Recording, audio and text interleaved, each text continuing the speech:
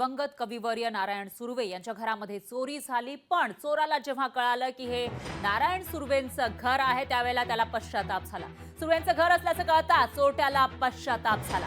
चोरलेला ऐवज या चोरट्यानं परत आणून ठेवलाय। चोरानं दिवंगत कवी नारायण सुर्वे यांची माफीही मागितली आहे। चोरीची भावनिक पोस्ट त्यामुळे चर्चेत आलेली आहे। तर आधी चोरी केली आणि नंतर वस्तू परत केल्या आणि त्याचबरोबर कविवर्य नारायण सुर्वे यांची माफी सुद्धा त्यानं मागितलेली आहे। चोरट्यानं घर मालकाची माफी मागितली आहे। अशी आगळी वेगळी चोरी नवी मुंबईमध्ये पाहायला मिळाली।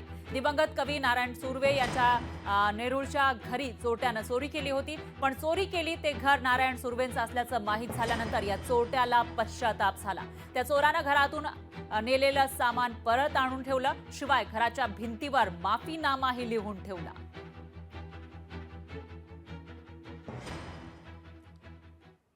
मी जेव्हा माझ्या मुलाकडे राहायला गेले 10 दिवस आणि आज मी अचानकपणे घरी आले नेरळला, तर दार उघडून बघते तर समोर सगळा पसारा दिसला म्हणून आतमध्ये जाऊन बघितलं तर आतमध्ये दिसलं की सगळं अस्ताव्यस्त, सगळ्या वस्तू केलेल्या आहेत। त्यातल्या काही गोष्टी गहाळ झालेल्या आहेत, नेलेल्या आहेत त्यांनी त्या चोरांनी। पण त्यांनी भिंतीवर लिहिलंय की मला माहित नव्हतं की हे नारायण सुर्वेंचं घर आहे।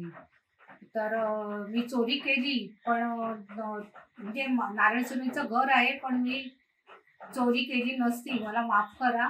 मी ज्या काय वस्तू नेल्या त्या तुमच्या परत आणून देईन। टीव्ही नेलेला मी परत आणून दिला आहे, सॉरी। तर या चोरट्यानं भिंतीवर नेमकं काय मजकूर लिहिलाय ते आपण बघूयात।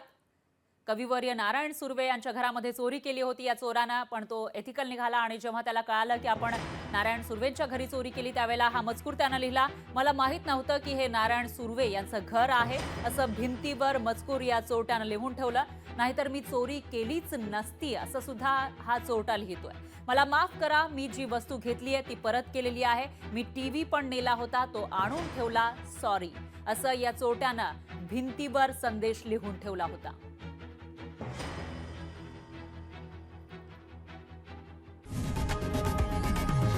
लोकशाही मराठी ऐका, पहा, जागरूक रहा।